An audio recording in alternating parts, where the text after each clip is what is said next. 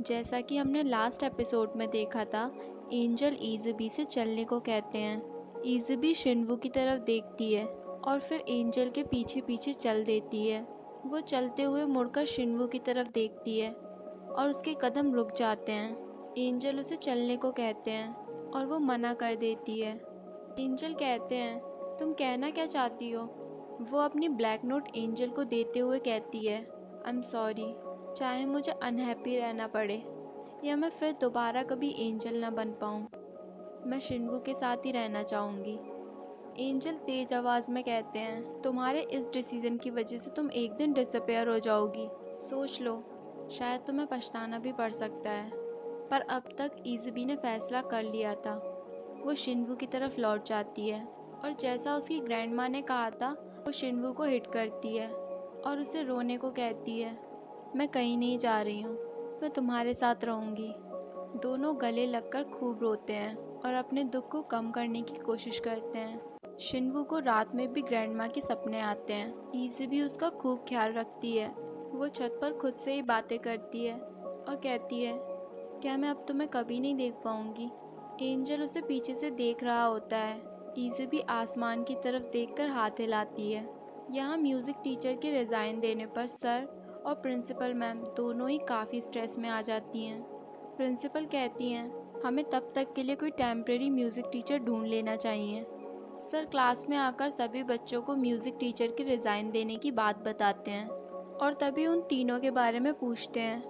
उनमें से एक बच्चा कहता है, इज़बी ने उसका और शिनवू का एब्सेंस नोटिस दिया है, पर संग्युल का कुछ पता नहीं। यहाँ दूसरी तरफ शिनवू पूरी तरह से टूट चुका था। इज़बी भी उसे इस हालत में नहीं देख पा रही थी। दोनों टीचर्स बात करती हैं, ये शिनवू संग्युल को बिगाड़ देगा। तभी शिनवू की माँ वहाँ आ जाती हैं। वो कहती हैं, शिनवू अच्छा लड़का है। दोनों टीचर्स हैरान हो जाती हैं। पहले तो इन्होंने कभी किसी की तारीफ नहीं की। वो बाहर जाके संग्युल को कॉल करती हैं, पर संग्युल एज यूजुअल उनका फ़ोन रिसीव नहीं करता। उन तीनों बदमाशों को एक बार फिर दिखाया जाता है।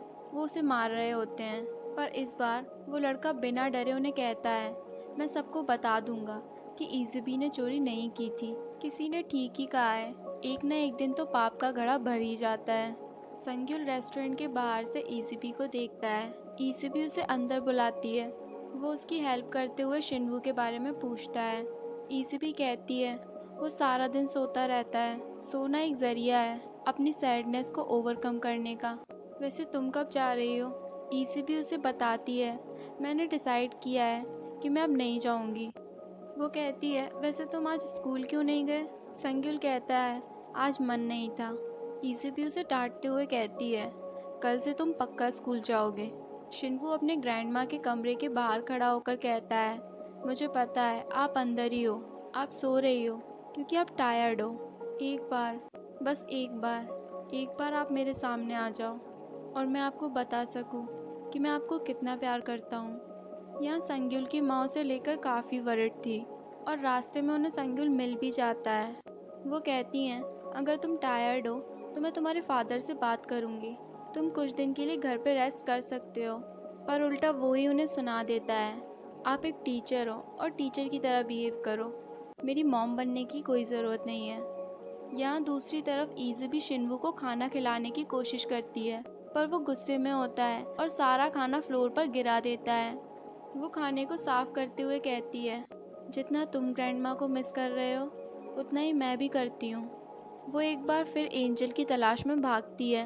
वो उनसे रिक्वेस्ट करती है कि एक बार ग्रैंडमा को वापस ले आओ। शिनवू उस सदमे से अभी तक बाहर नहीं आ पाया है, पर एंजल उसे साफ इनकार कर देते हैं। संग्युल इज़बी को बात करते हुए देखता है, पर सामने कोई नहीं होता और ये पहली बार नहीं है जब संग्युल ने इज़बी को किसी के साथ बात करते हुए देखा है। ऐसा पहले भी हो चुका है। संग्युल काफ़ी कंफ्यूज हो जाता है। जब संग्युल इज़बी से पूछता है तो वो बहाना बना देती है कि मुझे ग्रैंडमा की याद आ रही थी, इसलिए मैं यहाँ आ गई। यहाँ इज़बी को घर में ना पाकर शिनवू काफ़ी वरिड हो जाता है। उसके घर लौटने पर वो उसे काफ़ी डांटता है। नेक्स्ट डे रेस्टोरेंट में एक आदमी इज़बी से मिलने आता है। वो उसे बताता है, मैं एक ह्यूमन एंजल हूँ और तुम जैसे लोगों की रक्षा करता हूँ। जो एंजल से ह्यूमन बनना चाहते हैं। वो उसे अपना नंबर देकर वहाँ से चले जाते हैं और कहते हैं जब मुझे मीटिंग के लिए बुलाना होगा तब मैं तुम्हें टेक्स्ट या कॉल करूँगा। वहीं दूसरी तरफ संग्युल अपने घर से काफ़ी सारा खाना पैक करके इज़ुबी और शिन्वू के लिए ले आता है। स्कूल की एक और फ्रेंड भी इज़ुबी के लिए खाना पैक करके लाती है और तो और वो उसे एक बुक भी देती है रीड करने के लिए। और फिर कुछ देर बाद संग्युल भी वहाँ पर आ जाता है। इज़ुबी उसे थैंक यू कहती है। वो कहती है तुम कितने लकी हो कि तुम्हारे पास इतनी अच्छी मॉम है और इतने हैंडसम डैड। संग्युल कहता है इसमें लकी होने वाली कौन सी बात है। इज़ुबी कहती है पर शिन्वू के पास नहीं है। यू आर लकी, तुम जब चाहो उन्हें देख सकते हो।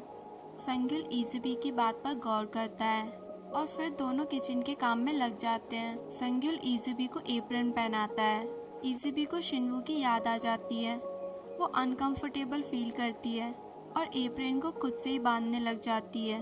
प्यार क्या है? एक कंफर्ट जोन। जब हम उस इंसान के साथ रहते हैं हमें कंफर्टेबल फील होता है, सेफ फील होता है, जो इज़ुबी को सिर्फ शिन्वू के साथ महसूस होता है। कुछ ही देर बाद रेस्टोरेंट में 2 आदमी आते हैं। वो उन्हें धमकी देते हैं कि उनके पैसे जल्दी नहीं लौटाए तो अच्छा नहीं होगा और घर का सारा सामान इधर उधर फेंकने लग जाते हैं। ये आवाज़ें सुनकर शिन्वू भी नीचे आ जाता है। वो शिन्वू को एक लीगल लेटर दिखाकर कहते हैं तुम्हारे फादर ने हमसे पैसा लिया था और उसके बदले में हमें ये बिल्डिंग लेने का अधिकार है। शिन्वू उन्हें जाने को कहता है। उस आदमी को काफ़ी गुस्सा आ जाता है। वो शिन्वू को पंच करने ही वाला होता है कि इज़ुबी उसके हाथ में काट लेती है। और नेक्स्ट सीन में सभी को पुलिस स्टेशन में दिखाया जाता है। वो आदमी पुलिस को वो लीगल नोटिस दिखाते हैं। पुलिस भी उनका कुछ नहीं कर सकती थी क्योंकि उनके पास लीगल नोटिस था। वो शिन्वू को सलाह देते हैं कि जल्द से जल्द इनके पैसे इन्हें लौटा दिए जाए। सभी लोग काफ़ी परेशान होते हैं। शिन्वू अपने रूम में एक डायरी निकालता है और अपने फादर का नंबर डायल करता है। वो काफ़ी कोशिश करता है पर फ़ोन नहीं लगता। वो समझ जाता है कि ग्रैंडमा के जाने के बाद उसकी लाइफ में कोई भी अपना नहीं बचा है। इज़ुबी शिन्वू के फ्रेंड के पास आती है और कहती है तुम मुझे भी कोई पार्ट टाइम जॉब दिलाने में मेरी हेल्प कर सकते हो। और इज़ुबी भी अपने काम में लग जाती है। शाम को इज़ुबी घर लौटती है। संग्युल उसका बाहर इंतज़ार कर रहा होता है। वो उसे बताती है कि मैं कुछ पार्ट टाइम जॉब स्टार्ट कर रही हूँ, इससे शिन्वू की काफ़ी मदद हो पाएगी। संग्युल कहता है मैं भी कोई ना कोई तरकीब निकाल ही लूँगा जल्द से जल्द पैसे जुटाने के लिए। इज़ुबी जैसे ही घर में एंटर होती है शिन्वू उसे काफ़ी सुनाता है। वो कहता है ये यूज़लेस चीज़ें करना बंद करो, इनसे कुछ नहीं होगा। तुम मेरे फादर को ढूंढना चाहती हो ना, पर तुम नहीं ढूंढ पाओगी। तुम हमारे कर्ज के पैसे चुकाना चाहती हो ना, तुम वो भी नहीं कर पाओगी। तुम कुछ भी नहीं कर सकती। इज़ुबी की आंखों से आंसू बहने लगते हैं। वो कहती है मैं तुम्हें समझ ही नहीं पा रही हूँ, ये इतना मुश्किल क्यों होता जा रहा है। तुम्हें हंसाना, तुम्हें फीड करना, मुझे नहीं पता तुम कितने हर्ट हो या कितने सैड हो। शिन्वू चिल्लाते हुए कहता है अगर तुम्हें नहीं पता तो फिर रुक जाओ, तुम्हें कुछ भी करने की कोई ज़रूरत नहीं है। शिन्वू इज़ुबी को सोता हुआ देखता है और कहता है इसीलिए मैं कहता था कि चली जाओ। इस समय वो खुद पर कंट्रोल खो चुका है। उसे पता ही नहीं है कि वो क्या कर रहा है। शिन्वू की माँ ये जानती है कि संग्युल शिन्वू और इज़ुबी के लिए खाना ले जाता है, इसलिए वो खाना प्रिपेयर करके पहले ही फ्रिज में रख देती हैं। इज़ुबी रोज़ की तरह पार्ट टाइम जॉब की तलाश में निकल जाती है और वहीं उसे एक पोस्टर मिलता है जिसमें एक लॉस्ट पपी की इन्फॉर्मेशन होती है। वो उसे ढूंढने में लग जाती है। संग्युल इज़ुबी से मिलने आता है पर इज़ुबी वहाँ नहीं होती। वो शिन्वू से कहता है ये इज़ुबी को दे देना। शिन्वू अभी भी गुस्से में था। वो कहता है तुम खुद उसे दे सकते हो। संग्युल को भी शिन्वू पे गुस्सा आ जाता है। वो कहता है बच्चों जैसी हरकतें करना बंद करो। इज़ुबी दिन रात मेहनत कर रही है तुम्हारा कर्ज लौटाने के लिए। शिन्वू कहता है मेरी हरकतें तुम्हें चाइल्डिश लग रही हैं जस्ट बिकॉज तुम्हारे पास सब कुछ है। वो कहता है तुम्हारी वजह से इज़ुबी को रुकना पड़ा। शिन्वू साफ साफ कह देता है मैंने उसे रुकने को बिल्कुल नहीं कहा था। यहाँ दूसरी तरफ इज़बी जैसे तैसे उस पपी को ढूंढ निकालती है, जिस वजह से उसे काफ़ी चोट भी आ जाती है, पर वो पैसे मिलने पर काफ़ी खुश हो जाती है। शिनवू ग्रैंडमा के कमरे में आता है और उनके वॉलेट में देखता है। वो ऐसा नहीं करना चाहता था, पर हालात अब कुछ ऐसे हो गए हैं कि उसे ये कदम उठाना ही पड़ेगा। वहाँ रेस्टोरेंट के बाहर वो गुंडे फिर से आ जाते हैं। इज़बी उन्हें वो लिफाफा देती है और कहती है, अभी हमारे पास इतना ही है, हम धीरे धीरे करके आपके पैसे चुका देंगे। पर उन आदमियों की नीयत कुछ ठीक नहीं होती। शिनवू जैसे तैसे उन्हें डरा धमका के वहाँ से भगा देता है। इज़बी कहती है, मैंने काफ़ी सारी पार्ट टाइम जॉब्स और देखी हैं, हम धीरे धीरे करके पैसा चुका देंगे। शिनवू उस पर गुस्सा होता है और कहता है, क्या यही तुम्हारा सपना है, मेरे लिए पैसे इकट्ठे करना और मेरा कर्जा चुकाना? और तो और वो इज़बी को धक्का दे देता है। इज़बी गिर जाती है। वो कहती है, क्या तुमने कभी भी सोचा है, अगर ग्रैंडमा तुम्हें ऐसे देख रही होंगी तो वो कितना सैड फील करेंगी? शिनवू कहता है, मैं भी दर्द में हूँ और अकेला भी। वो उठकर खड़ी होती है और कहती है, व्हाट अबाउट मी?